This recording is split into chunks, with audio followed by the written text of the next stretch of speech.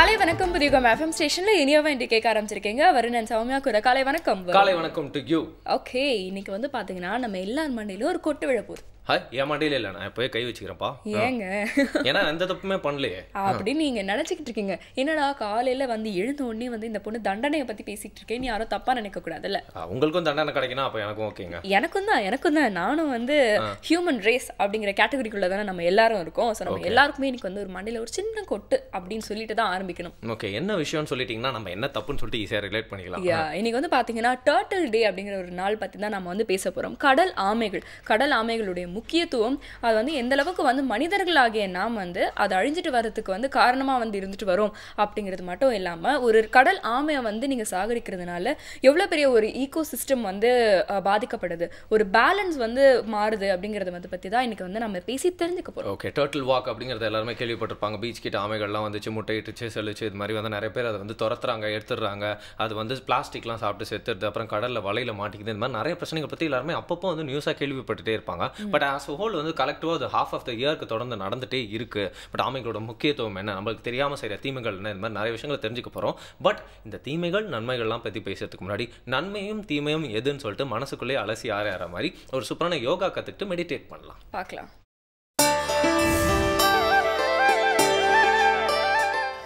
புதிய யோகம் நேயர்களுக்கு வணக்கம். நாளும் ஒரு முதிரைகளை பார்த்து கொண்டிருக்கிறோம். இன்று நாம் பார்க்க இருப்பது கோலம் என்று சொல்லக்கூடிய கோல முதிரை. ஒவ்வொரு முதிரைகளும் நமக்கு அற்புதமான பலன்களை தரக்கூடிய ஒரு முதிரைகள். முதிரைகளை செய்வதன் மூலமாக நாம் என்னென்ன சாதிக்க முடியும் அப்படின்றது பார்த்திங்கன்னா, உடலில் ஏற்படக்கூடிய மனிதனாக பிறந்தவனுக்கு 4448 விதமான நோய்கள் வரும் என்ற குறிப்புகள் இருக்கிறது. இந்த குறிப்புகளின் மூலமாக உணரக்கூடிய தந்திரம் என்ன அப்படின்னா, இந்த 4448 விதமான நோய்களுக்கும் 3000 முதிரைகளுக்கு மேலாக குறிப்புகள் இருக்கிறது. இப்போ நம்ம இதுவரைக்கும் விரல்களே மருத்துவர் அப்படின்னு சொல்லி ஒரு 108 முதிரைகளை வகைப்படுத்தி இருக்கிறோம். அதையும் தாண்டி அதற்கும் மேலே என்னென்ன முதிரைகள் இருக்குது அப்படின்னு பார்த்தீங்க அப்படின்னா, இப்போ நம்ம கொடுத்து கொண்டு இருக்கக்கூடிய ஆராய்ச்சி பூர்வமான பாடல்களிலிருந்து எடுக்கக்கூடிய முதிரைகள். இந்த முதிரைகளை பயன்படுத்துவதன் மூலமாக நோய் முழுமையாக சரியாவதற்கான நிறைய வாய்ப்புகள் நமக்கு இருக்குது. ஏன் நாம் முயற்சி செய்து பார்க்கக்கூடாது அப்படின்ற ஒரு கேள்விக்கான விடைதான் இந்த முதிரைகளை நாம் உங்களுக்கு கொடுத்து கொண்டிருக்கிறோம். விரல்களே மருத்துவர் அப்படின்ற தந்திரமும் அதுதான். இன்றைக்கு நம்ம பார்க்கக்கூடிய இந்த கோல முதிரை ஒரு முக்கியமான ஒரு பலனை தரக்கூடியது. இப்போ நம்மக்கிட்ட எல்லாருமே என்ன பண்ணுறோம் அப்படின்னா, காலையில் எந்திரிச்ச உடனே தண்ணி குடிக்கிறது ஒரு வழக்கமாக வைத்திருக்கிறோம். இந்த காலையில் எந்திரிச்ச உடனே தண்ணி குடிப்பது அப்படின்றது ஒரு மிகப்பெரிய நோய்க்கான ஒரு காரணம் அப்படின்னு கண்டுபிடிச்சிருக்கிறோம். சிறுகுடலில் புண்கள் ஏற்படும். எப்போவுமே நம்ம உடம்புக்குள்ளே ஒரு இடத்துல புண்ணு ஏற்பட்டுருச்சுன்னா, அதுவும் இந்த மாதிரி ஜீரண மண்டலத்தில் ஏற்படக்கூடிய புண்களின் சுற்றி என்ன பண்ணும் அப்படின்னா, ஒரு சளிப்படலம் உருவாகிடும். அப்போது அது வந்து நோயாக வெளியில் கண்டுபிடிப்பது மிகவும் சிரமம். இப்போ வாய் வழியாக எண்டோஸ்கோப்பி பண்ணி நமக்கு இரைப்பையில் இருக்கக்கூடிய புண்களை கண்டுபிடிச்சிடுறாங்க. மலக்குடல் வழியாக சில கருவிகளை செலுத்தி மலக்குடலில் ஏற்படக்கூடிய நோய்களை கண்டுபிடிச்சிடுறாங்க. ஆனால் இந்த சிறுகுடலில் ஏற்படக்கூடிய நோய்களை பெரும்பாலும் கண்டுபிடிக்க முடிவதில்லை. இதன் மூலமாக நமக்கு என்னென்ன தொந்தரவுகள் அப்படின்னு பார்த்திங்கன்னா, தொப்பை வரும், அடுத்தது சர்க்கரை நோய் வரும், அடுத்தது கண்களில் குறைபாடு ஏற்படும், முடி கொட்டி வழுக்கையாக போயிடும். இப்படி பலவிதமான தொந்தரவுகள் இருக்குது. அதுக்கு அடுத்தது பார்த்திங்கன்னா சரும நோய்கள் வரும். இதற்கெல்லாம் அடிப்படை காரணம் நம்ம பசியோடு இருக்கும் பொழுது அல்லது வெறும் வயிற்றில் அதிக நீரை அருந்துவது அப்படின்றது கண்டுபிடிச்சிருக்கிறோம். இதை நாம் சரி செய்து கொள்வதற்கு இந்த முதிரை உபயோகமாக இருக்கும். இந்த முதிரையின் பெயர் கோல முதிரை. இப்போ எப்படி செய்கிறதுன்னு பாருங்கள் இந்த கோல முதிரை. அதுக்கு முன்னாடி அதற்குண்டான பாடலை இப்போ நம்ம பார்த்துருவோம். கோல முதிரைக்கான பாடல் அப்படின்னு பார்த்திங்கன்னா, இடகலை பிங்களை வேதமோதும் பூதமே, சிவகணி பிம்ப சித்திர தேகமே, சிங்கார சிறுவிரல் சிவதேயு மோகமே, பிம்பமே அந்த கோலமே. இது வந்து இந்த பாடலினுடைய முதல் குறிப்பு. இரண்டாவது பார்த்திங்கன்னா, சீமையிலே சிவனில்லே மசியும் பாரு, நயந்து நேரிய சிவனே போற்றி, கோலமே கோகிலமே அப்புறம் முயல மசிந்ததே மசியாத தேகமே. இந்த பாடல் இதிலிருந்து எப்படி நம்ம இந்த முதிரையை உருவாக்க போகிறோம் அப்படின்னு பார்த்திங்கன்னா, உங்களுடைய கை விரல்களில் இந்த 3 விரல்களையும் இப்படி ஒன்றோடு ஒன்று குறுக்காக வைத்துக்கொள்ள வேண்டும். சுண்டு விரலை அதன் பின்பு அப்படி நீட்ட வேண்டும். இப்போ உங்களுடைய வலது கை சுண்டு விரல் நுனியை இடது கை பெருவிரலால் தொட வேண்டும். இடது கை சுண்டு விரலை வலது கையினுடைய பெருவிரல் நுனியால் தொட வேண்டும். இந்த முத்திரைக்கு பெயர் கோல முத்திரை. எப்படி செய்கிறதுன்னு பாருங்கள். உங்களுடைய 2 உள்ளங்கைகளையும் இப்படி விரித்து வச்சு சுண்டு விரல் மட்டும் இப்படி நீட்டிக்குங்க. இப்போது இடது கையினுடைய 3 விரல்கள் மேலே வலது கையினுடைய 3 விரல்களை குறுக்காக வைக்கணும்.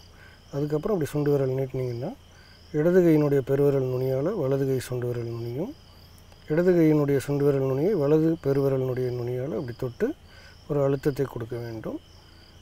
இந்த முத்திரைக்கு பெயர் கோல முத்திரை. கால அளவுன்னு பார்த்திங்கன்னா 30 நிமிடங்கள் செய்யணும். இது மன ரீதியான பலன்களை தருவதற்கு அதிகாலையில் செஞ்சிங்கன்னா அது அற்புதமான பலன்களை கொடுக்கும்.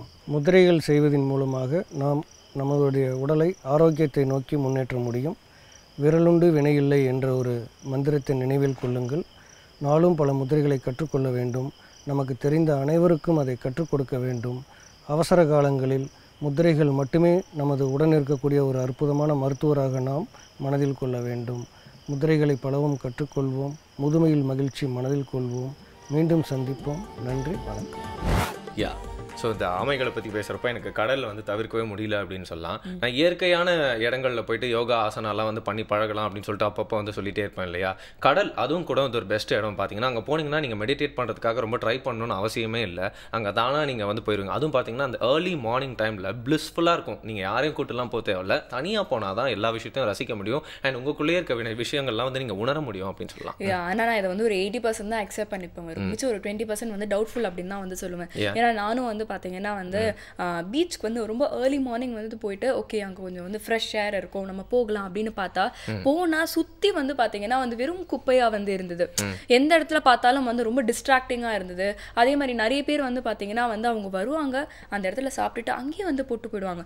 ஸோ இதெல்லாம் வந்து பார்க்கும்போது வந்து டிஸ்ட்ராக்ட் ஆகிடுதா. ஸோ நான் அங்கே போய் இப்படி மெடிடேஷன் பண்ணுறது கரெக்ட். இனிமேல் கடலுக்கு போயிட்டு உங்களுக்கு எதுவும் பண்ணுறதுக்கே இல்லை, குரூப் ஆஃப் ஃப்ரெண்ட்ஸோட போயிருக்கீங்க, ரொம்ப பேசி பேசி போர் அடிச்சிச்சு, எல்லா பஜ்ஜியும் சாப்பிட்டீங்க அப்படின்னா நீங்கள் ஒரு விஷயம் பண்ணலாம். இருக்கிற டைமில் நீங்கள் வந்து அங்கே இருக்க குப்பைகள்லாம் எந்த அளவுக்கு உங்ககிட்ட இருக்க பேக் இருக்கோ அந்த குவான்டிட்டி நீங்கள் ஃபுல்லாக கலெக்ட் பண்ணணும்னு நினச்சா யாராலையும் முடியாது. உங்களோட கான்ட்ரிபியூஷன் அப்படிங்கிற காட்டுறதுக்காக உங்களை பார்த்து மற்றவங்களும் செய்யணும் அப்படிங்கிற உந்துதல் ஏற்படுறதுக்காக அந்த குப்பைகள்லாம் எடுத்து போட்டு போகலாம். ஏன் அந்த சேஞ்சை வந்து நான் என்கிட்ட இருந்து இனிமேல் ஆரம்பிக்கலாம் அப்படின்னு கிரேட் வரணும். ஒரு நல்ல ஸ்டார்ட் ஃபார் ஒரு நல்ல டே அப்படின்னு வந்து சொல்லலாம். ஸோ இதே மாதிரி நீங்களும் ஒரு நல்ல விஷயத்தை வந்து இம்ப்ளிமெண்ட் பண்ண ஆரம்பிங்க. ஒரு சின்ன பிரேக் அப்புறம் இன்னும் நிறைய விஷயங்களை நாங்களும் உங்களுக்கு வந்து சொல்லிக்கிட்டே இருக்கோம். புதிய FM ஸ்டேஷனில் இது இனியவை என்று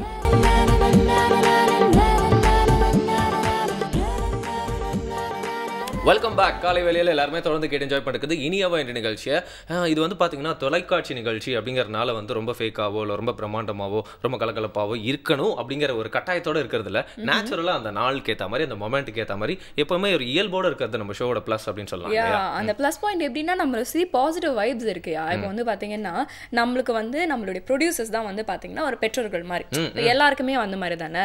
அவங்களுடைய பாஸ் ஒரு டீம்னா அந்த டீமோட லீடர் வந்து பார்த்தீங்கன்னா வந்து ஒரு மதர் மாதிரி அவங்க கீழே இருக்கவங்க கிட்ஸ் மாதிரி அப்படிங்கறத தான் வந்து சொல்லுவாங்க. நம்மளுடைய பாசஸ் எப்படி இருக்காங்களோ அந்த அதோட ரிஃப்ளெக்ஷன் தானே நாம. கரெக்ட். ஆனா நம்மளோட பாசஸ் மட்டும் இல்ல, நம்மளோட ஃபேமிலி நம்ம சப்போர்ட் பண்ணிருக்கல, அதாவது ஃபேமிலியோட உட்கார்ந்து பாக்குறாங்களா, அந்த ஃபேமிலி சப்போர்ட் தான் ரொம்ப முக்கியம் அப்படின்னு நான் நினைக்கிறேன். சோ நீங்க இந்த மாதிரி வந்து சொன்னாலும் பொதுவா வந்து பாத்தீங்கன்னா நம்ம வந்து பொதுவா வந்து பேசலாம். ஒரு தனி மனிதன் அவனுடைய ஒரு வெற்றிக்கு வந்து யார் காரணமா இருப்பாங்க அப்படின்னா ஃபேமிலி தான். ஃபேமிலி வந்து சப்போர்ட்டே இல்ல அப்படின்னா வந்து வெற்றி வந்து கிடைக்காது அப்படின்னு சொல்ல முடியாது. ரொம்ப கஷ்டப்பட்டு அந்த வெற்றியை வந்து அவங்க வந்து கைவசப்படுத்தணும் அப்படிங்கிற ஒரு கட்டாயம் இருக்கும் இல்லையா. எப்பவுமே வந்து அந்த ஃபேமிலி அப்படிங்கிற அட்மாஸ்பியருக்குள்ள இருக்கவங்க பார்த்தீங்கன்னா அவங்களோட கோலை ரொம்ப சீக்கிரமாக அடைஞ்சிருவாங்க. ஏன்னா அவங்களோட கஷ்டங்களை தாங்கிறதுக்கும் அவங்களுக்கு நிறைய அட்வைஸ் பண்ணுறதுக்கும் அவங்களோட மகிழ்ச்சி அப்படிங்கிற விஷயத்தை அப்பப்போ கான்டாக்ட் பண்ணுறதுக்கும் அந்த ஃபேமிலி அப்படிங்கிற பேக்கப் இருந்துகிட்டே இருக்கும். அப்படி அந்த ஃபேமிலி சப்போர்ட் ஒரு தனி மனிதருக்கும் எந்த அளவுக்கு தேவைன்னு சொல்றதுக்காக தான் இரேன் பாயே சார் வந்திருக்காரு. பார்க்கலாம்.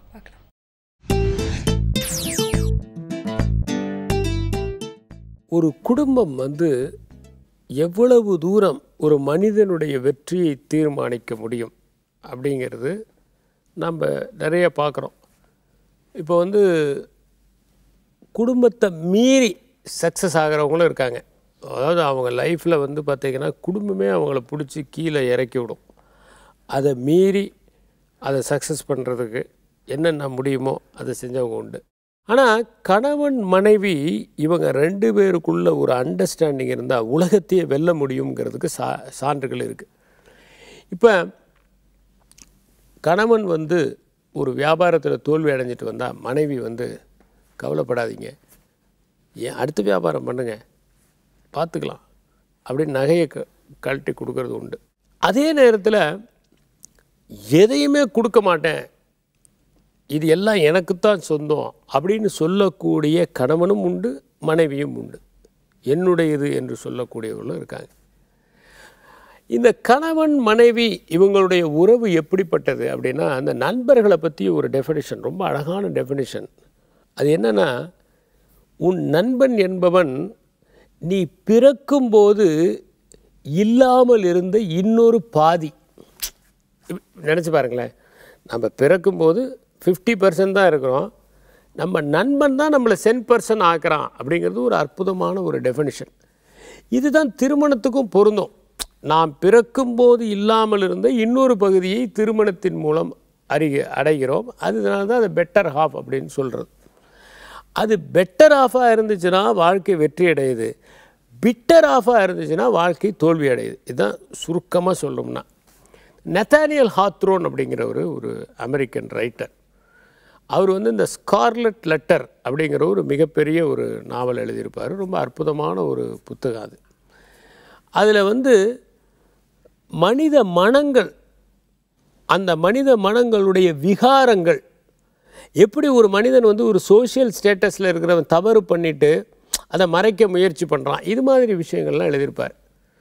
அந்த நத்தானியல் ஹாத்ரோனுடைய அந்த புத்தகம் உருவானது ஒரு சுவாரஸ்யமான கதை.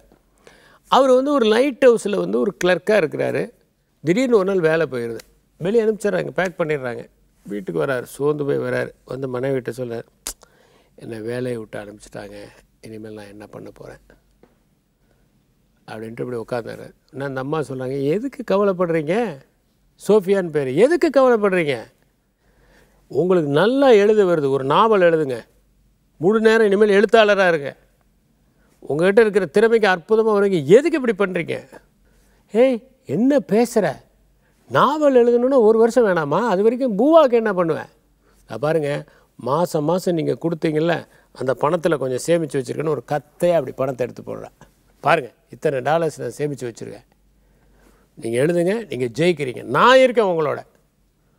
1 நிமிஷம் அவர் ஆடி போயிடுறாரு. இப்படி ஒரு மனைவியா? இப்போ நீங்கள் போய் இன்றைக்கி சாயந்தரம் நான் வேலையை விட்டுட்டு வந்துட்டேன்னு சொல்லுங்கள், அது உங்கள் வீட்டில் எப்படி எடுத்துக்கிறாங்கன்னு. எத்தனை பேர் வீட்டில் அது ஹாஹா வெரி குட் பிரமாதம் அப்படின்னு எத்தனை பேர் சொல்ல போகிறாங்க? முடிஞ்சதா? ஒன்றுமில்லைங்க. அந்த ஆஃபீஸை விட்டு டிரான்ஸ்ஃபர் ஆனவுடனே அந்த ஆஃபீஸில் இருக்கிறவங்க மதிக்கிறது இல்லை. அதுதான் இந்த உலகம். ஒன்றுமில்லை, லீவு போட்டிருக்கும் போதே மதிக்கிறது இல்லை. அவன் சொன்னான் லீவில் தானே இருக்கார் அவர், அதுக்குள்ளே வேறு ஆஃபீஸர் வரலாம் இல்லையா அப்படிங்கிற உலகம். அந்த சோஃபியா சொன்னிச்சு, நான் பணம் வச்சு. அப்படி தான் அவர் ஸ்கார்லெட் லெட்டர் எழுதினார். மிகப்பெரிய எழுத்தாளராக கொண்டாடப்பட்டார். இல்லை என்னென்னா, குடும்பத்தில் ஒருவன் வெற்றி பெற்றால் உலகத்தையே வெற்றி பெறலாம். குடும்பம் அவனுக்கு வெற்றி பெறுவதற்கு சாதகமாக இருக்க வேண்டும். அதுதான் மிகச்சிறந்த திருமண வாழ்க்கையாக அமையும். கணவனும் மனைவியும் வெற்றி பெறுவது என்பது சேர்த்து வைக்கிற சொத்தால் அல்ல, பகட்டான உடைகளால் அல்ல, பளபளக்கும் நகைகளால் அல்ல. ஒருவருடைய காயத்திற்கு மற்றொருவரே களிம்பாக மாறுவதில்தான் அவர்கள் வெற்றி அடங்கியிருக்கிறது. நன்றி, வணக்கம்.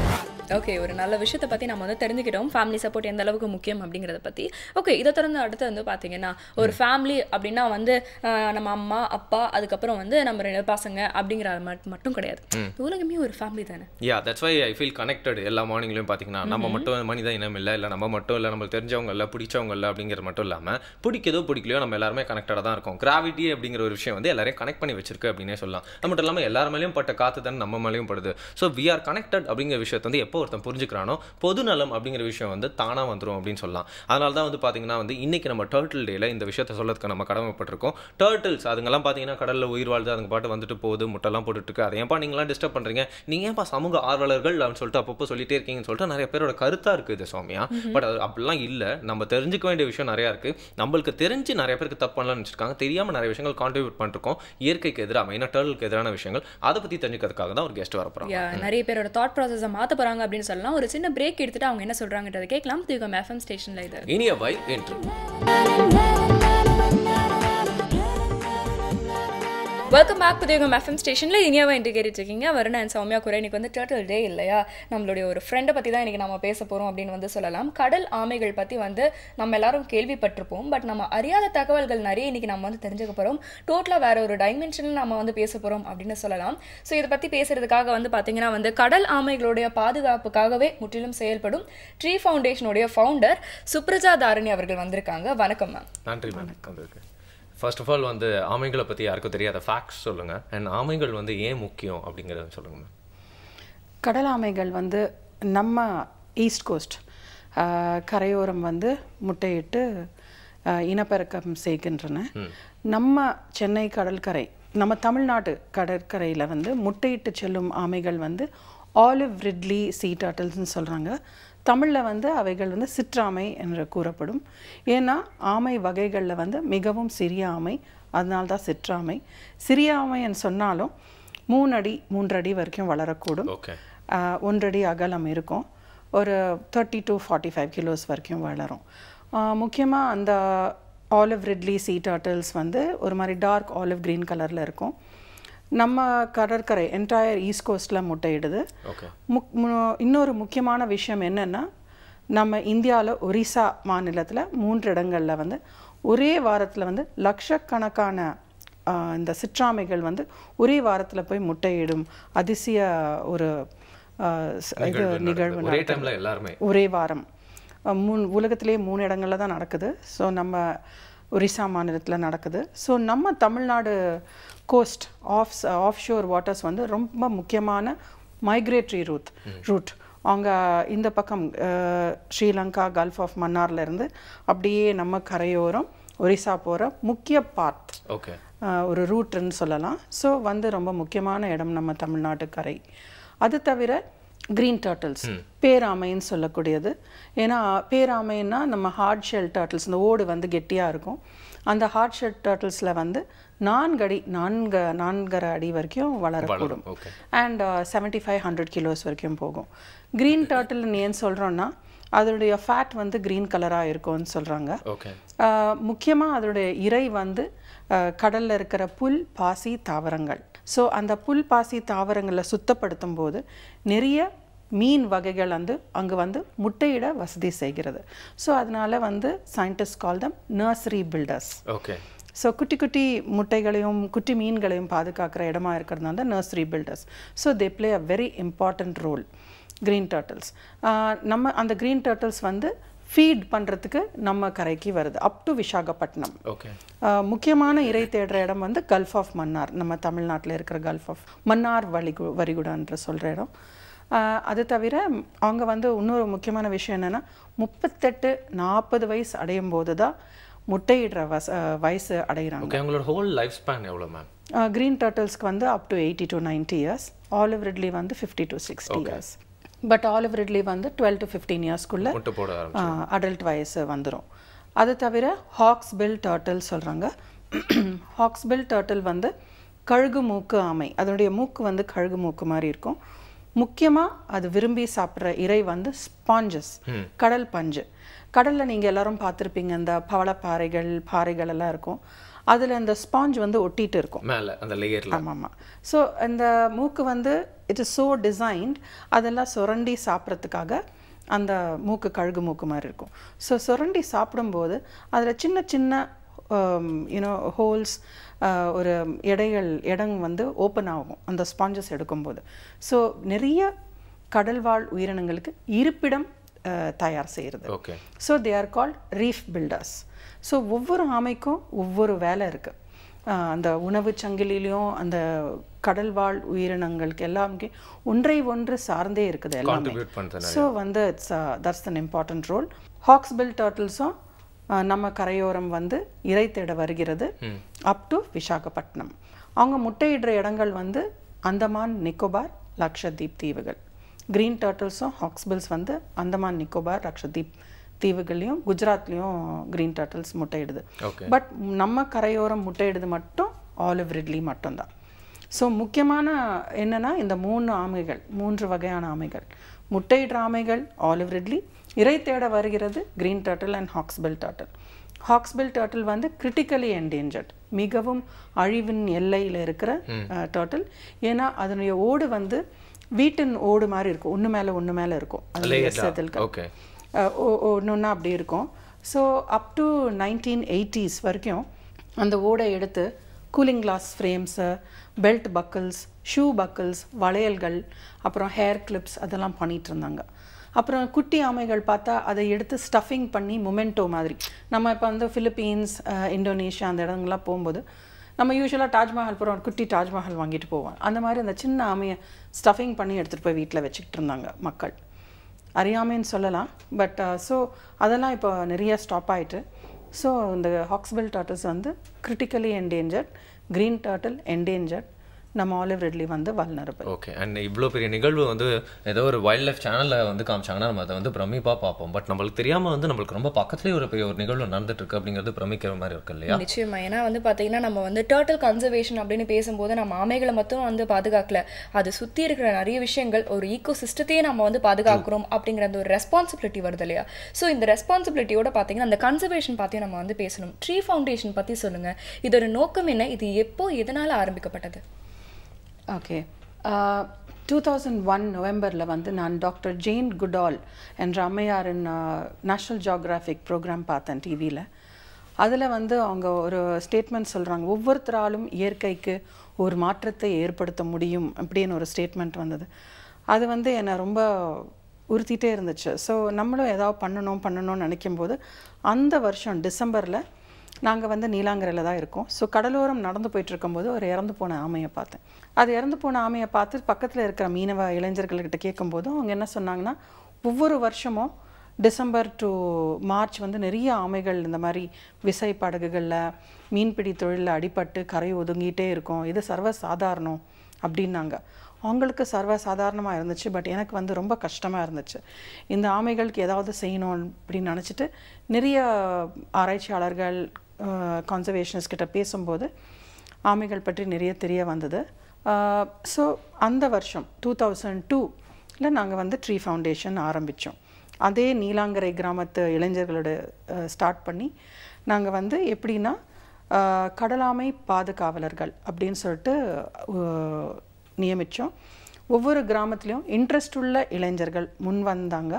அவங்களுக்கு வந்து நாங்கள் ட்ரைனிங் கொடுத்து எப்படி ஆமைகள் நைட்டில் தான் வரும், இரவு நேரத்தில் தான் வந்து கரையோரம் முட்டையிட்டுட்டு மறுபடியும் கடலுக்கு போயிடும்.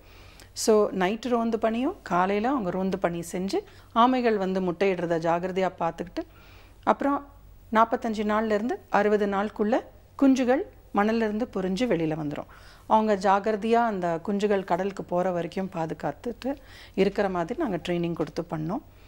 ஸோ எல்லா கிராமங்களில் சில ஓவர்லாப்பிங் 5 கிலோமீட்டர்ஸ் ரேஞ்ச் ஒவ்வொருத்தருக்கும். ஸோ நாங்கள் நீலாங்கரையில் ஸ்டார்ட் பண்ணி ஆலம்பரை வரைக்கும் பண்ணிகிட்ருக்கோம், என்டையர் காஞ்சிபுரம் டிஸ்ட்ரிக்ட். அது தவிர இதே மாதிரி it's a community based conservation programme. இதே மாதிரி நாங்கள் ஆந்திராவில் நெல்லூர் டிஸ்ட்ரிக்ட், கிருஷ்ணா டிஸ்ட்ரிக்ட், விஜயநகரம் டிஸ்ட்ரிக்டில் பண்ணுறோம். ஒரிசாவில் பெரம்பூர் டிவிஷனில் பண்ணிகிட்ருக்கோம். எல்லா இடத்துலையும் அந்தந்த வனத்துறை, மீன் வளத்துறை, கடலோர காவல் படை, கடலோர காவல் குழுமம் அவங்களோட இணைந்து நாங்கள் வேலை செய்கிறோம். வனத்துறை வந்து நாங்கள் தேர்ந்தெடுத்து ட்ரைனிங் கொடுத்த கடலாமை பாதுகாவலர்களுக்கு ஒரு சின்ன ஊக்கத்தொகை ஜனவரி டு மே கொடுத்துட்ருக்காங்க. அது தவிர ஒரு ஐடி கார்டு கொடுக்குறாங்க, கடலாமை பாதுகாவலன்னு சொல்லிட்டு. அது வந்து அவங்களுக்கு ஒரு பெரிய ரெக்கக்னிஷன். ஸோ அது வந்து 2006 இருந்து ஆரம்பித்தாங்க தமிழ்நாட்டில். அதை நாங்கள் அப்படியே ரிப்ளிகேட் பண்ணோம். ஸோ அதனாலே எங்கள் ப்ரோக்ராம் வந்து நிறைய just got a boost. Because நிறைய பேர் கிண்டல் பண்ணுவாங்க, என்ன இவன் நைட்டு போய் ஆமையை பாதுகாக்கிறான்னு சொல்லிட்டு டார்ச்சு குச்சி எடுத்துகிட்டு போகிறானேன்னு கிண்டல் பண்ணவங்கெல்லாம் மாறிட்டாங்க. பிகாஸ் ஒரு ID card from the forest department, அப்புறம் ஒரு salary. So it became very important. இப்போ என்னென்னா ஒவ்வொரு கடலாமை பாதுகாவலர் வந்து அவங்க ஊரில் வந்து ஒரு ஹீரோ மாதிரி. இன்றைக்கி வந்து விழிப்புணர்வு, அதாவது அவேர்னஸ் அப்படிங்கிறதான் லேக்கிங்காக இருக்கு இல்லையா? ஸோ அந்த லேக்கிங் கண்டென்ட்டை வந்து பூர்த்தி செஞ்சுக்கிட்டு இருக்காங்க சுப்ரஜா தாரிணி அவர்கள். இவங்க வந்து ட்ரீ ஃபவுண்டேஷனுடைய ஃபவுண்டர். ஓகே. அது மட்டும் இல்லாமல் பார்த்தீங்கன்னா நிறைய விஷயங்களோட ஃபவுண்டர் அப்படின்னு கூட சொல்லலாம். டர்ட்டில்ஸ் நம்ம மூலியமாக அப்புறம் அவதியை பற்றி நிறைய விஷயங்கள் சொல்லிட்டு இருக்காங்க. இன்னும் நிறைய தொடர்ந்து பேச வேண்டியிருக்கு. ஒரு சின்ன இடைவெளிக்கு அப்புறம் பேசலாம். புதியகம் FM ஸ்டேஷனில் இது இனிய வை என்று.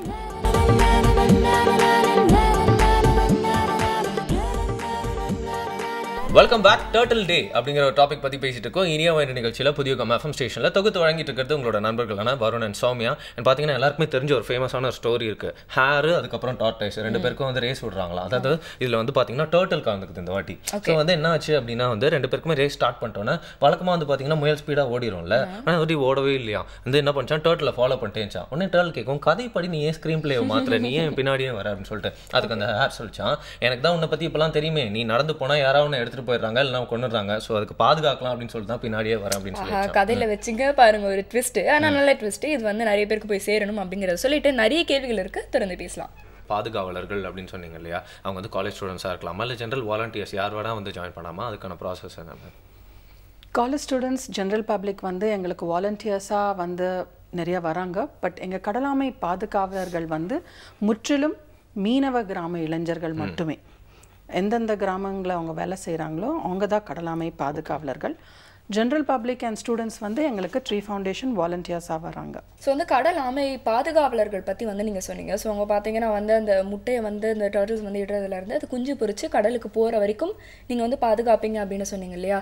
ஸோ வந்து பார்த்தீங்கன்னா வந்து ஒரு வருஷத்துக்கு வந்து எத்தனை எக்ஸ் வந்து பொறிஞ்ச அந்த குட்டி ஆமைகள்லாம் வந்து கடலுக்கு போய் சேருது, அதோட ரெக்கார்ட் பற்றி சொல்லுங்கள்.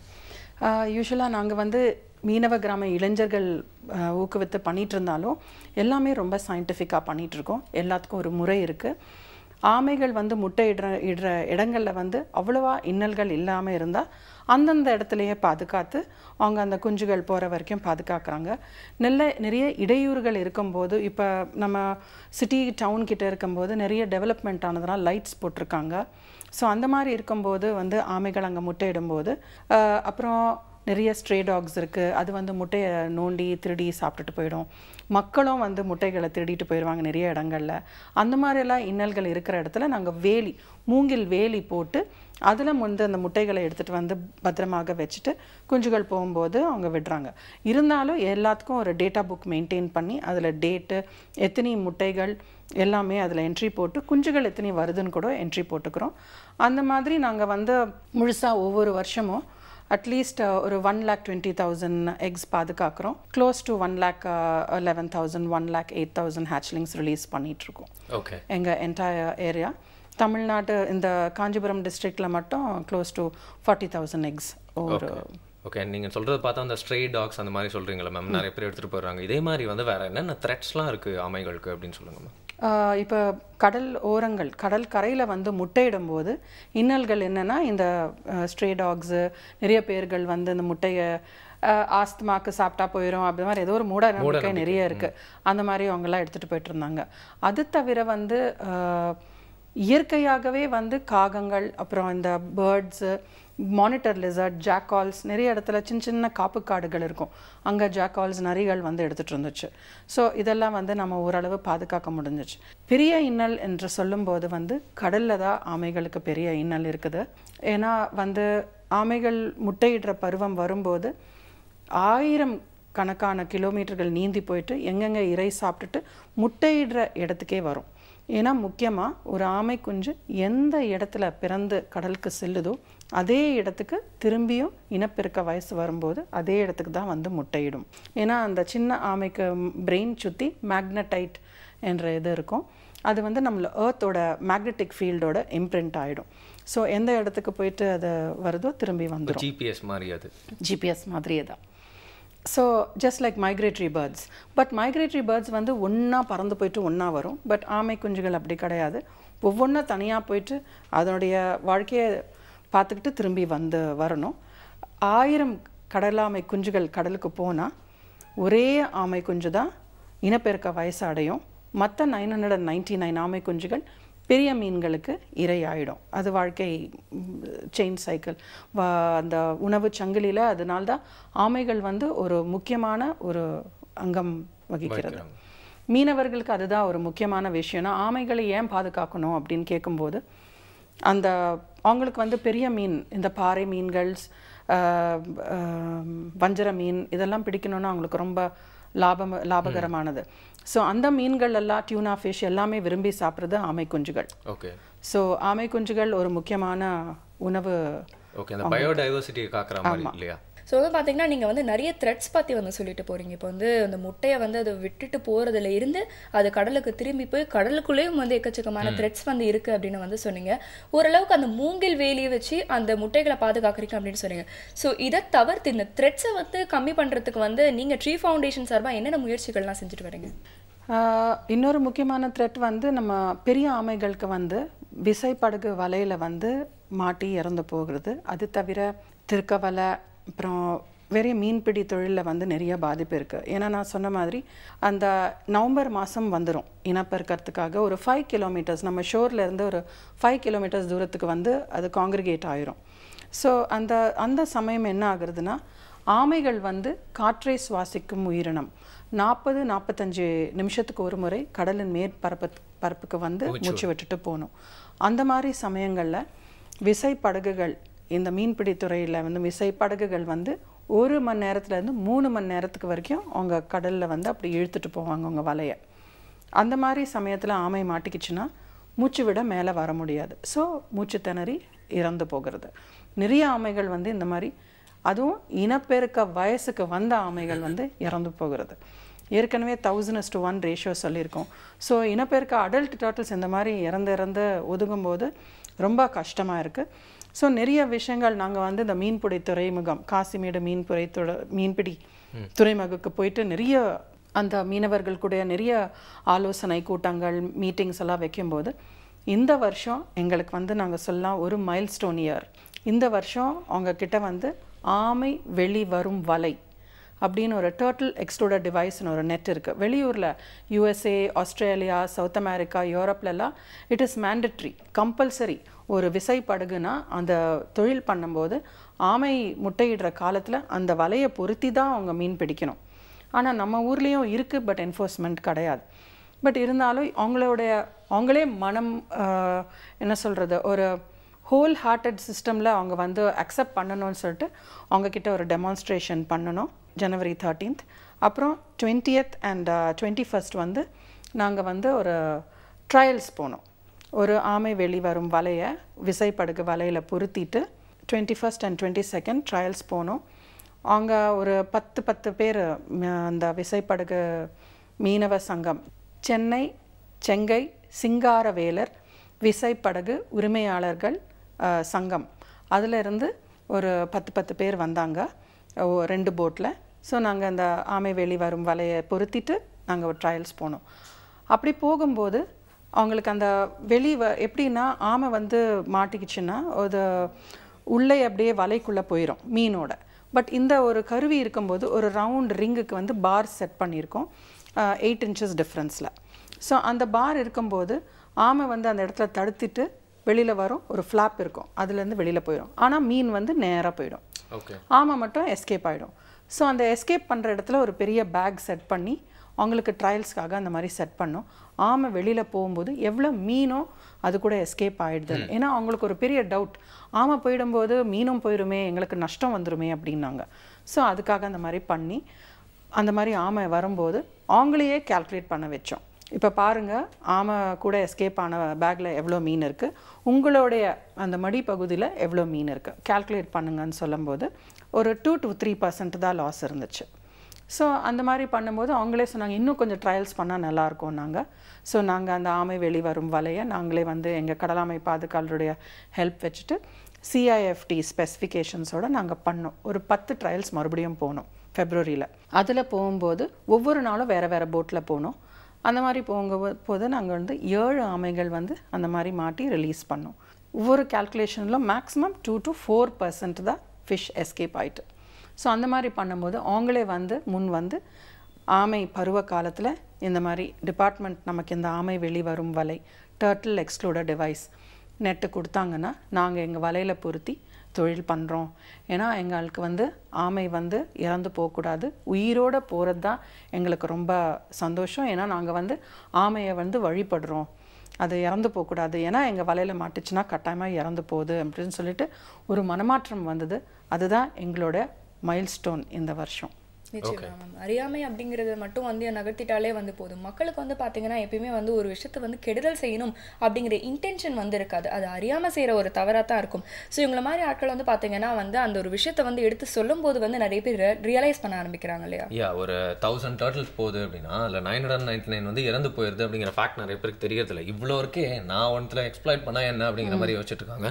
உண்மைகள் நிறையா நம்ம வந்து கரெக்டான இன்ஃபர்மேஷனாக கொடுக்குறப்ப வந்து எல்லாருக்கும் புரியறதுக்கு உண்டான மனது வருது அப்படின்னு சொல்லலாம். அது மட்டும் இல்லாமல் ஆமைகள் கிட்ட இருந்து நம்ம என்ன ஹெல்ப்லாம் வாங்கிட்டு திருப்பியும் துரோகம்லாம் செஞ்சுட்டு இருக்கோம் அப்படிங்கிற விஷயமும் தெரிஞ்சுட்டு இருக்கோம். நிறைய விஷயங்கள் இன்னும் வந்து ரிவீலிங்காக இருக்க போது கேள்விகள் கேட்டு பதில பெறலாம் ஒரு பிரேக் அப்புறமா. புதியகம் எஃப்எம் ஸ்டேஷன்ல இது இனியவை என்று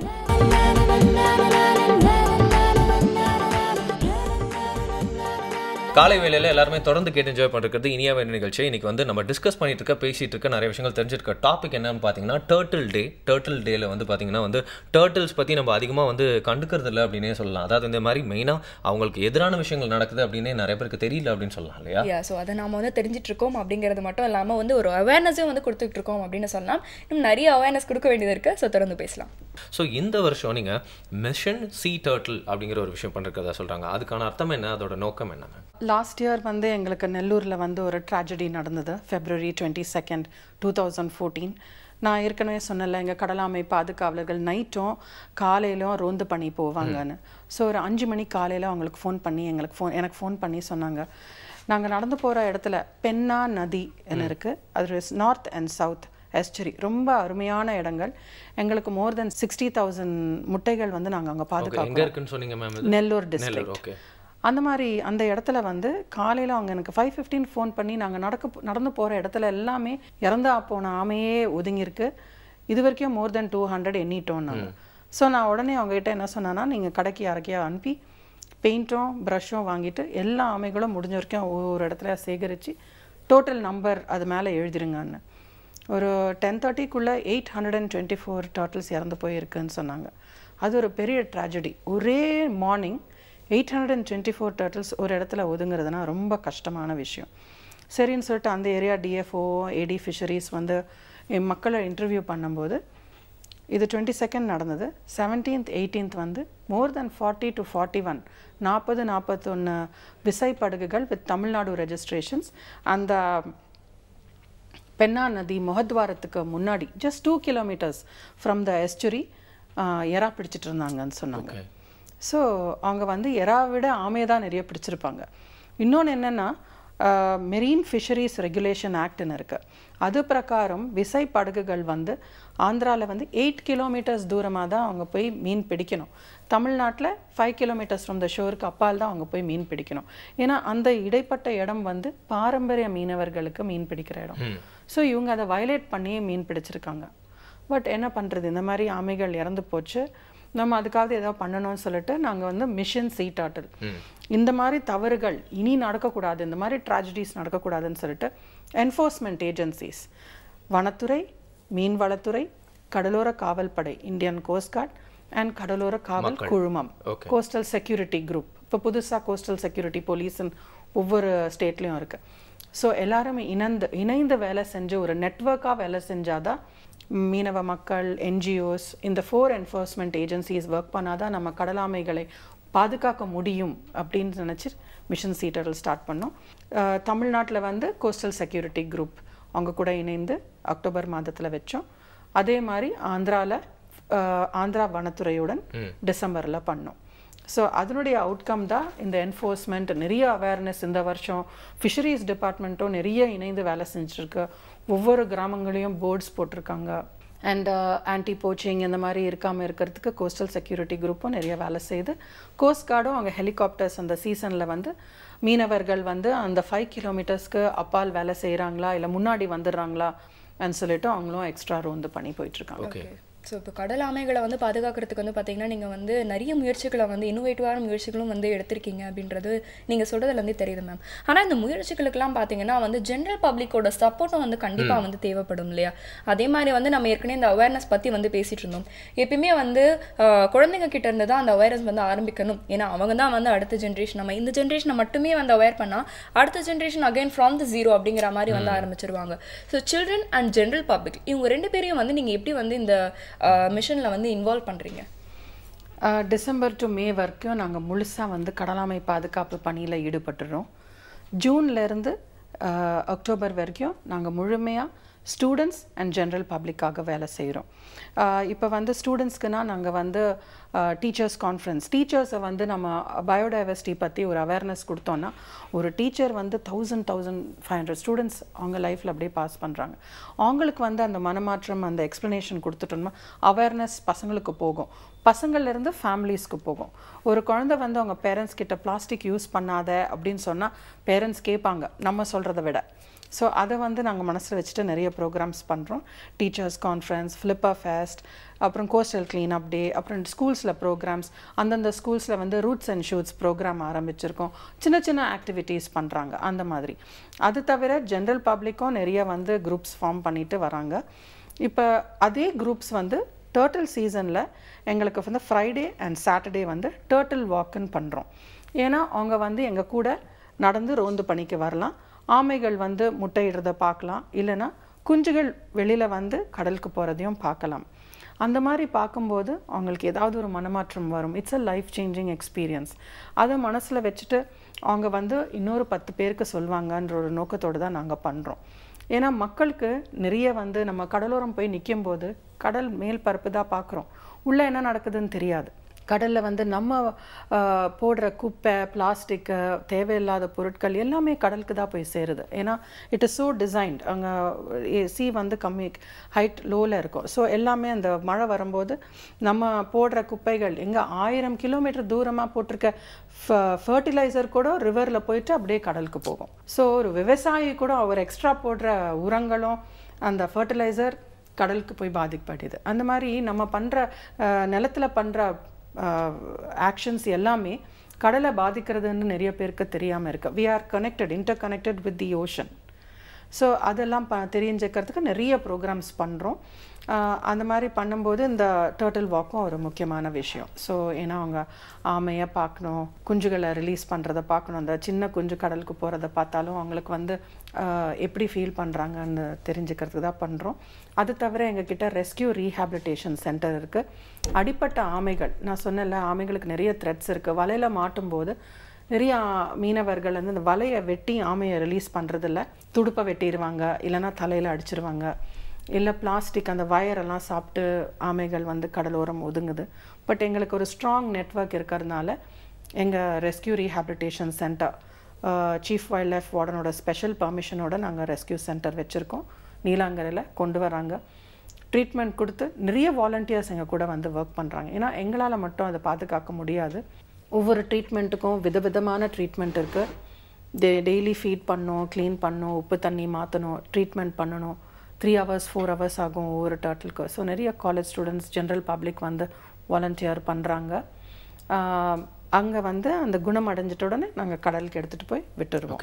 நம்ம மக்கள்கிட்ட வந்து பொதுவான ஒரு விஷயம் எப்படின்னு பார்த்தீங்கன்னா, எந்த ஒரு டாபிக் எடுத்தாலும் அதில் ஏதாவது ஒரு சூப்பர்ஸ்டிஷன் வந்து இருக்கும். இப்போ வந்து ஆமை புகுந்த வீடு வந்து செல்லாது அப்படி இப்படின்னு வந்து பேசுறது வந்து ஒரு பாரம்பரியமான ஒரு சூப்பர்ஸ்டிஷனாக இருந்தாலும், ஆமையோட முட்டை வந்து ஆஸ்துமாக்கு நல்லது, இன்னும் என்னென்னவோ வந்து சொல்லுவாங்க, அந்த ஷெல் எடுத்து வீட்டில் வைக்கணும்னுவாங்க. இப்படி வந்து அடுக்கடுக்காக ஒரு சூப்பர்ஸ்டிஷனை வந்து நம்பிட்டு நம்ம வந்து போகிறத விட சயின்டிஃபிக்கான நிறைய விஷயங்கள் இருக்குது, ப்ரூஃப்ஸ் இருக்குது. அதை படித்தாலே இந்த மாதிரியான விஷயங்கள்லாம் நம்ம தவிர்க்க ஆரம்பிச்சிருவோம் இல்லையா? கரெக்ட். அதாவது பரவாயில்ல, அதாவது ஆமை வந்து பூந்தா வீடெல்லாம் வந்து விளங்காம போயிடும் சொல்லிட்டு ஒரு மூட நம்பிக்கை அப்படின்னு சொல்லலாம். பட் மனிதர்கள் கடலுக்குள்ள போனா வந்து அவங்களுக்கு வந்து கஷ்டம் வருது அப்படிங்கிறது உண்மையான நம்பிக்கை தான் இல்லையா? அதை பத்தி இன்னும் நிறைய கேள்விகள் இருக்கு, தொடர்ந்து பேசலாம். ஒரு சின்ன பிரேக் அப்புறம் புதிய FM ஸ்டேஷன்ல இருக்கு இனிய வைப் இன்று.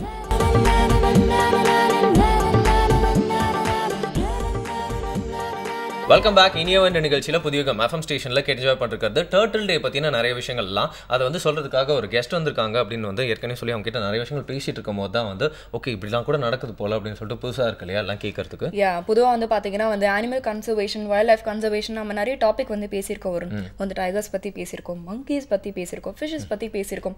ஆனால் எல்லாத்துலேயுமே பார்த்தீங்கன்னா வர கெஸ்ட் வந்து ஃபைனலாக வந்து ஒரு பாயிண்ட் தான் வந்து முன்வைப்பாங்க. அந்த கிளைமேக்ஸ் ஆஃப் த ஸ்டோரி வந்து மாறதே கிடையாது. என்ன அப்படின்னு பார்த்தீங்கன்னா மனிதர்கள் தங்களோட இயல்பு மாற்றிக்கணும் அப்படின்னு சொல்லுவாங்க இல்லையா? நம்ம அதாவது மனிதர்கள் தான் நிறைய விஷயம் மாற்றிக்க வேண்டிய இருக்குது அப்படின்றது தான் ஒரு பாட்டம் லைனாக இருக்குது. இன்னும் நிறைய விஷயங்களை மாற்றிக்கணும்னா கேள்வியாக கேட்டு பதில பெறலாம். தொடர்ந்து பேசலாம். ஆமைகள் வந்து மீனவர்களுக்கு ஏன்ஷியன்ட் டைம்ஸ்லேருந்து நிறையா நன்மைகள்லாம் செய்யறதா வந்து எங்கள் கூட இன்னொரு கெஸ்ட் வந்து இதை பற்றி பேசிட்டு இருந்தப்போ சொன்னார். அதாவது வழிலாம் கூட காட்டியிருக்காங்க, நிறையா சீரோட்ஸ்லாம் கூட ஆமையெல்லாம் வச்சு தான் கண்டுபிடிச்சிருக்காங்க அப்படின்னு சொன்னாங்க. இது மாதிரி நம்ம கண்ணுக்கு தெரிஞ்சு மட்டும் இல்லை, கண்ணுக்கு தெரியாமல் நிறையா நன்மைகள் வந்து ஆமை மனித இனத்துக்கு வந்து செய்கிறது வந்து நம்ம பார்க்குறோம். அந்த மாதிரி வேறு என்னென்ன விஷயங்கள்லாம் நிறைய பேருக்கு தெரியாமல் இருக்குது அப்படின்னு சொல்லுவாங்க. இப்போ கடலில் வந்து இந்த ஆலிவ் ரிட்லி சீ டர்ட்டில்ஸ் வந்து கடல் மணல் பரப்பு இருக்குல்ல, அதில் இருக்கிற இந்த கிரஸ்டேஷன்ஸ், நத்தை வகைகள், இந்த ஹார்ட் ஷெல் வகைகள் எல்லாம் பதிந்திருக்கும். அதை போயிட்டு அதை தோண்டி எடுத்து சாப்பிடும்போது சீ பெட்டில் இருக்கிற ஆக்சிஜனை ரிலீஸ் பண்ணுது. ஸோ ஆக்சிஜன் நல்லா இருந்துச்சுன்னா தான் அங்கே கடலில் இருக்கிற உயிரினங்களும் நல்லா வாழ முடியும். அது தவிர சின்ன சின்ன உயிரினங்கள் வந்து வாட்டரை கிளியர் பண்ணிகிட்டே இருக்கும். இந்த சின்ன சின்ன சிப்பிகள், நிறைய பேருக்கு தெரியாது சிப்பிகள் என்ன வேலை செய்யுதுன்னு. அது ஓப்பன் பண்ணி க்ளோஸ் பண்ணும்போது சின்ன சின்ன பார்ட்டிகல்ஸை உணவாக எடுத்து தான் வாட்டரை கிளியராக வைக்கும். ஸோ நிறைய இப்போ என்ன பண்ணுறதுன்னா பாவம், அது நிறைய பேர் பிளாஸ்டிக் எல்லாம் போடும்போது சின்ன சின்ன பிளாஸ்டிக் பிட்ஸை கூட உணவு நினச்சிட்டு சாப்பிடுது. ஸோ அந்த மாதிரி பண்ணும்போது அதை வந்து பெரிய மீன்கள் சாப்பிட்டு அப்படியே சைக்கிள் போயிட்டு லாஸ்ட்டாக நம்ம சாப்பிட்றோம். ஸோ இப்போ இந்த இது சொல்லும்போது இன்னொரு முக்கியமான விஷயம் உங்களுக்கு சொல்ல விருப்பப்படுறேன். எங்களுக்கு இந்த வருஷம் ஒரு 4 ஆமைகள் கடை ஒதுங்கிச்சு இந்த சீசனில். என்னன்னு பார்க்கும்போது எக்ஸ்ரே எடுத்து நாங்கள் உடனே வந்து ஃபஸ்ட்டு வெட்டினரி காலேஜுக்கு எடுத்துகிட்டு போய்ட்டு எக்ஸ்ரே எடுத்து பார்ப்போம், உள்ளே ஏதாவது ஃப்ராக்சர் இருக்கா, ஏதாவது சிக்கி இருக்கான்னு. அந்த மாதிரி பார்க்கும்போது இன்டெஸ்டைன்ஸில் ஒரு ஏதோ சிக்கி இருந்துச்சு. ஸோ டெய்லி அதுக்கு லாக்ஸேட்டிவ் கொடுக்கும்போது அது லாஸ்ட்டாக வெளியில் வரும்போது வேஸ்ட் வலை, ஒரு டர்ட்டிலுக்கு வந்து வாட்டர் பிளாஸ்டிக் பவுச், அந்த நம்ம தண்ணி பேக்கெட் சாப்பிட்றோம்ல அந்த தண்ணி பேக்கெட் பிட்டாக வந்தது. 35 நாட்களுக்கு அப்புறம் அது அப்படியே அந்த ஃப்ளிப்பர்ஸை அடக்கி வச்சுட்டு கண்ணை மூடிட்டே இருந்துச்சு. அவ்வளோ பெயின் போயிட்டு இருந்திருக்கும். இப்போ நமக்கு ஒரு ஸ்டமக் பெயின் இருந்தால் நம்ம எதுவும் பண்ணாமல் அப்படியே இருப்போம்ல, அதே மாதிரி இருந்துச்சு. 32 days கழிச்சு மொள்ளமாக வெளியில் பிளாஸ்டிக் பேப்பர்ஸ், அந்த பிளாஸ்டிக் பவுச்சோட பிட்ஸ் வந்தது. ஸோ அந்த மாதிரி நம்ம நிறைய பேர் நம்ம நினைக்க மாட்டோம், நம்ம ஒரு பிளாஸ்டிக் கவர் தண்ணி குடிச்சிட்டு அப்படியே கடலில் தூக்கி போடுறாங்க. ஸோ அது பிட்டாக உடஞ்சி இந்த மாதிரி ஆகுது.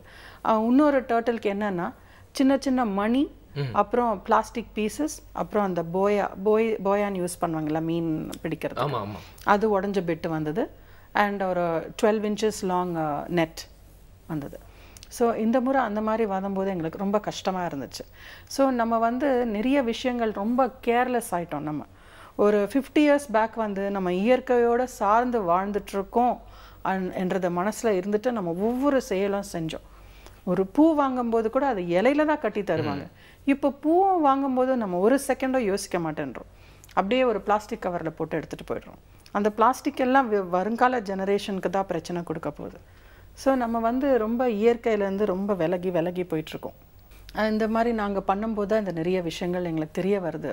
ஸோ இதெல்லாம் நம்ம எடுத்து சொல்லும்போது எங்கள் சென்டருக்கு விசிட் பண்ணுற நிறைய ஸ்டூடெண்ட்ஸ், ஜென்ரல் பப்ளிக்கு எடுத்து சொல்கிறோம், அதெல்லாம் எடுத்து வச்சு காட்டுறோம். ஸோ அட்லீஸ்ட் ஒரு மனமாற்றம் வரும், கொஞ்சம் நிறைய பேருக்கு சொல்லுவாங்கன்றதுக்காக தான். ஸோ வந்து ஆமைகள் பற்றி நிறைய விஷயங்கள் வந்து நீங்கள் சொன்னீங்க மேம். ஆனால் நீங்கள் வந்து ரொம்ப வருஷமாக ஆமைகள் கூட வந்து ட்ராவல் பண்ணிகிட்ருக்கீங்க அப்படின்னு தான் வந்து சொல்லலாம் இல்லையா? ஸோ எல்லாருக்கிட்ட இருந்து நம்ம எல்லாத்தையும் வந்து கற்றுட்ருப்போம், ஏதாவது ஒரு விஷயமாவது கற்றுட்ருப்போம். ஸோ ஆமைகள் கிட்ட இருந்தும் நீங்கள் கண்டிப்பாக வந்து ஏதாவது ஒரு விஷயம் வந்து கற்றுருப்பீங்க. இன்றைக்கி வந்து டர்ட்டில் டே இல்லையா? ஸோ மக்களுக்கு நீங்கள் கற்றுக்கிட்ட ஒரு விஷயம், ஒரு ஸ்டேட்மெண்ட் சொல்லணும் அப்படின்னா என்ன சொல்வீங்க? நான் ஃபஸ்ட்டு 2002 ஒரு ஆமை குஞ்சு வெளியில் வந்து கடலுக்கு போகிறத பார்த்துட்டு இருந்தேன். அந்த டைம் வந்து எங்களுக்கு permission just to protect the next on the beach. So நாங்கள் முட்டையை தொடாமல் ஆமையும் தொடாமல் இருந்தோம், ரொம்ப ஸ்ட்ரிக்டாக ஃபாலோ பண்ணிகிட்டு இருந்தோம் ஷெட்யூல் 1ன்றதுனால. அந்த ஆமை குஞ்சு கடலுக்கு போகும்போது ரொம்ப கஷ்டப்பட்டு மணலில் வந்து தந்து போயிட்டு இருந்துச்சு. ஒருத்தருடைய தடயம் இருந்துச்சு, அதுக்குள்ளே விழுந்து கஷ்டப்பட்டு மேலே போச்சு. அப்புறம் யாரோ வீசின ஒரு வேஸ்ட் செருப்பு இருந்துச்சு, அதுலேயும் மாட்டிக்கிட்டு பொறுமையாக கடலுக்கு போச்சு. கடல் கரை அலை அடிக்கிற இடத்துல போய் சேர்ந்த உடனே ஒரு பெரிய அலை வந்து இடிச்சிச்சு. அடித்த உடனே அது திரும்பி விழுந்துச்சு. ஐயோ திரும்பி விழுந்துச்சேன்னு ஓடி போகிறதுக்குள்ளே அது மறுபடியும் திரும்பிக்கிட்டு அதை ஸ்ட்ரெயிட் பண்ணிக்கிட்டு கடலை நோக்கிக்கிட்டே போயிட்டு இருந்துச்சு. அன்னைக்கு வந்து எனக்கு மனசில் வந்து படைஞ்சிச்சு, என்னென்ன கஷ்டங்கள், என்னென்ன இன்னல்கள், என்னென்ன அவச்சொல்கள் நம்ம வாழ்க்கையில் சந்திக்கிறோமோ எதுக்கும் வந்து நம்ம வந்து we should never give up. நமக்கு ஒரு குறிக்கோள் இருந்துச்சு, அதை பண்ணணுன்னா நம்ம வந்து அதை வந்து கண்டினியூ பண்ணிகிட்டே இருக்கணும். எந்த இடையூறு வந்தாலும் நம்ம வந்து அதை விட்டு கொடுக்கக்கூடாது. ஸோ அந்த விடாமுயற்சி என்பது வந்து ஆமைகளுக்கு மட்டும் கிடையாது, மனிதர்களுக்கும் பொருந்தோம் என்பதை வந்து நான் தெரிஞ்சுக்கிட்டேன். ஸோ எல்லாரும் வந்து ஏதாவது எந்த ஃபீல்டில் இருந்தாலும் நீங்கள் வந்து ஒன்று பண்ணணும், ஒரு நல்ல விஷயம் பண்ணணும்னா எவ்வளோ கஷ்டம் வந்தாலும் அதை வந்து நம்ம ஃபோக்கஸ் பண்ணிக்கிட்டு போயிட்டே இருக்கணும். அதுதான் நான் எல்லார்கிட்டையும் ஷேர் பண்ண விருப்பப்படுறேன். கிரேட். அண்ட் வந்து ஒரு விஷயத்தை நோக்கி நம்ம கோலை நோக்கி போயிட்டே இருக்கோம்னா அப்போ நிறைய தடைகள் வருதுன்னா அதுக்கு என்ன காரணம்? அது மட்டும் இல்லாமல் அந்த விஷயத்தில் நம்ம யோசிக்க வேண்டியது என்ன அப்படின்னு பார்த்தீங்கன்னா, நம்ம ரொம்ப கிட்ட ரீச் பண்ண போகிறோம் போல நம்ம கோல் கிட்ட. அதனால தான் வந்து நம்மளுக்கு தடையெல்லாம் பார்த்தீங்கன்னா ஒரு ஸ்டெப்பும் வந்து பெருசாக ஆகிட்டே இருக்குது அப்படிங்கிறத நம்ம வந்து புரிஞ்சுக்கணும், ரியலைஸ் பண்ணணும் இல்லையா? நம்ம இன்னும் நிறைய விஷயங்களை வந்து ரியலைஸ் பண்ணணும். ஈகோ சிஸ்டமில் நாமளும் ஒரு பார்ட் தான். என்னைக்கா இருந்தாலும் நாம விதைச்ச ஒரு விஷயம் வந்து திரும்பி நம்மகிட்டே தான் வந்து வரும். ஸோ நாமளும் வந்து பார்த்தீங்கன்னா வந்து விக்டிம்ஸ் அப்படின்னு வந்து சொல்லக்கூடிய ஒரு நிலைமையில தான் வந்து நம்ம இருக்கோம் அப்படிங்கறத வந்து நம்ம எல்லாமே புரிஞ்சுக்கிட்டாலே இந்த மாதிரியான நிறைய தவறுகளை நாம வந்து திருத்திக்கலாம் இல்லையா? டர்ட்டில் டேல வந்து பேசுறதுக்கு முன்னாடியே வந்து டர்ட்டில்ஸ் பத்தி நிறைய தெரியாத விஷயங்கள் தெரிஞ்சுக்க போறோம்னு தெரியும். பட் மனிதர்கள் என்னென்ன விஷயங்கள்லாம் பாதகமா பண்ணிட்டு இருக்காங்க அப்படின்னு நீங்க எடுத்து சொன்னீங்க. அவேர்னஸ் அப்படிங்கிற முக்கியமான பணியை செஞ்சுட்டு இருக்கீங்க. மீண்டும் தொடர வாழ்த்துக்கள். Thank you so much for time and watch. Thank you. ஆனாலும் வந்து ஆடியன்ஸ் பார்த்தீங்கன்னா இல்லப்பா நான் இன்னும் நிறைய விஷயங்கள் தெரிஞ்சுக்கணும் அப்படின்னு ஆசைப்படுறாங்களே வருண். கரெக்ட் தான். ஸோ நீங்க தான் ஒரு நல்ல வெப்சைட் எடுத்து வந்திருக்கேன்னு சொன்னீங்களே. ஓகே. இந்த வெப்சைட்டோட பேர் பார்த்தீங்கன்னா seaturtles.org. ஸ்பெல் பண்ணி காமிக்கிறேன். SEATURTLES.org. இன்னைக்கு வந்து நம்ம கடல் ஆமைகள் சம்பந்தமாக நிறைய விஷயங்கள் வந்து பேசணும் இல்லையா? அதுக்கு வந்து நிறைய த்ரெட்ஸ் இருக்கு. அதில் வந்து மேஜராக நிறைய விஷயங்கள் வந்து பார்த்தாலும் சப் த்ரெட்ஸ் அப்படின்னு செகண்ட் கேட்டகரியில் வந்து நம்ம போனோம்னா இந்த ரிவர்ஸ், அதுக்கப்புறம் வந்து பார்த்தீங்கன்னா வந்து இந்த ஓஷன்ஸ் இருக்கு இல்லையா, போய் கனெக்ட் ஆகிற அந்த பாத்து இருக்கு இல்லையா, அந்த மாதிரியான இடங்களில் கூட வந்து சீ டர்ட்டில்ஸ் வந்து வாழுமா. ஆனால் வந்து இன்னைக்கு வந்து பார்த்தீங்கன்னா வந்து இப்போ ரிவர்ஸே வந்து அழிஞ்சிட்டு வருது. இன்னைக்கு வந்து நதிகளே இல்லை அப்படிங்கிற மாதிரியான ஒரு விஷயம். அதே மாதிரி வந்து கடல் தண்ணி கூட வந்து பின்வாங்குது. நிறைய விஷயங்கள் வந்து சொல்கிறாங்க இல்லையா? ஸோ நம்ம வந்து சீ டர்ட்டில்ஸை வந்து பாதுகாக்கணும் அப்படின்னா அது இருக்கிற இடத்தையும் முதல்ல வந்து பாதுகாக்கணும்ல. ஸோ அது சம்மந்தமான நிறைய இன்ஃபர்மேஷன்ஸ் தர ஒரு வெப்சைட் தான் இது அப்படின்னு வந்து சொல்லலாம். ஸோ இவங்க வந்து பார்த்தீங்கன்னா இது ஒரு ஆர்கனைசேஷன், ஒரு நெட்வொர்க்கோட ஒரு வெப்சைட் அப்படின்னு கூட இதை வந்து சொல்லலாம். ஸோ இதில் வந்து பார்த்தீங்கன்னா வந்து நிறைய விஷயங்கள் வந்து செஞ்சுட்டு இருக்காங்க, நிறைய ஈவெண்ட்ஸ் வந்து செஞ்சுட்டு இருக்காங்க. ஸோ அதை பற்றினா உங்களுக்கு எல்லா இன்ஃபர்மேஷனும் சீ டர்ட்டில்ஸ் பற்றின இன்ஃபர்மேஷனும் இதில் கிடைக்கும். ஓகே. இந்த டர்ட்டில்லாம் வந்து தனியாக போகக்கூடிய குட்டி குட்டி மணல் திட்டு, அதாவது ஐலாண்ட்ஸ்லாம் வந்து நிறையா இருக்கும். அங்கே வந்து மனிதர்களே வாழ மாட்டாங்க. ஆனால் அங்கேயும் பார்த்தீங்கன்னா நிறைய குப்பைகள்லாம், ஏன்னா கரை அப்படின்னாலே கடலில் அடிச்சுட்டு வரதெல்லாம் இருக்கும் இல்லையா, அந்த மாதிரி ஐலாண்ட்ஸ்லாம் கூட வந்து ரெஸ்டோர் பண்ணுவாங்க. இந்த வெப்சைட் பற்றி நான் கேள்விப்பட்டிருக்கேன். இப்போ வந்து பொதுவாக பார்த்தீங்கன்னா வந்து இந்த ஃபேஸ்புக்லலாம் வந்து இந்த போஸ்ட்லாம் நிறைய பேர் வந்து ஷேர் பண்ணுவாங்க. 7 facts you don't know about turtles, அப்புறம் இந்த மாதிரி விஷயங்கள். ஸோ இந்த மாதிரி நிறைய விஷயங்களை வந்து நம்ம பார்த்தோம்னா ஆமைகளை பற்றி நம்ம வந்து தெரிஞ்சுக்கிறோம். ஆனால் அந்த 7 factsல கண்டிப்பாக பார்த்தீங்கன்னா ஒரு 5 fact ஆவது என்னென்ன த்ரெட்ஸ் இருக்கு அப்படிங்கிறத பற்றி தான் இருக்கும் இல்லையா? கரெக்ட். அது மட்டும் இல்லாமல் வாழ்க்கையில் நிறைய பேர் நம்மளுக்கு வந்து வாழ்றதுக்கு ஹெல்ப் பண்ணுவாங்க. சில பேர் உபத்திரவமாக இருப்பாங்க. அந்த உபத்திரமாக இருக்கவங்க கிட்ட உட்கார வச்சு நீங்கள் இந்த மாதிரிலாம் எனக்கு பிரச்சனை பண்ணுறீங்க, இனிமேல் எனக்கு ஹெல்ப் பண்ணுங்க ப்ளீஸ் போதும் அப்படின்னு சொல்லிட்டாங்கன்னா அதுக்கு மேலே அவங்களும் நம்மளை தொந்தரவு பண்ண மாட்டாங்க. பட் ஆமைகளுக்கு அந்த வாய்ப்பு இல்லை இல்லையா? நம்ம கிட்ட வந்து அதுங்களால சொல்ல முடியாது. பட் அதுக்காக ஒரு ரெப்ரஸன்டேட்டிவ் வந்து சொன்னாங்க. அப்புறம் மணிமாறன் சொன்னார், நீங்களும் ஒரு நல்ல வெப்சைட் சொல்லியிருக்கீங்க. இந்த அவேர்னஸோட நம்ம மனசில் ஒரு பெரிய மாற்றம் ஏற்படுச்சுன்னா அதான் நம்ம ஷோவோட வெற்றி அப்படின்னு நாங்கள் சொன்னால் போதாதுங்க. நீங்களும் கண்டிப்பாக சொல்லணும் அப்படிங்கிறதா வருணோட ஃபீலிங்ஸ். அதை நான் வந்து சொல்லிட்டேன். ஸோ உங்களுடைய கருத்துக்களை வந்து நீங்கள் அனுப்பணும் அப்படின்னு நினச்சிங்கன்னா feedback@pudiyugam.tv அப்படிங்கிற மெயில் ஐடிக்கு அனுப்பலாம். உங்களுடைய கருத்துக்களை நாங்கள் கொஞ்சம் கொஞ்சமாக இம்ப்ளிமெண்ட் பண்ணிட்டே வந்துட்டு இருக்கோம். அந்த அட்ரஸ்க்கும் வந்து உங்களோட ஃபீட்பேக்ஸ்லாம் நீங்கள் தபால் மூலியமாக அனுப்பலாம். இல்லை இந்த டால் ஃப்ரீ நம்பர் கால் பண்ணி வாய்ஸ் மூலியமாக உங்களோட ஃபீட்பேக்கை பதிவு பண்ணுறங்க. நாங்களும் போயிட்டு நிறைய விஷயங்களை பதிவு பண்ண வேண்டிய டைம் வந்தாச்சு. திருப்பி நாளைக்கு வந்து உங்களை சந்திப்போம் புதியுகம் FM ஸ்டேஷனில். இது இனிய வை என்று வித் சௌமியா and Fatma.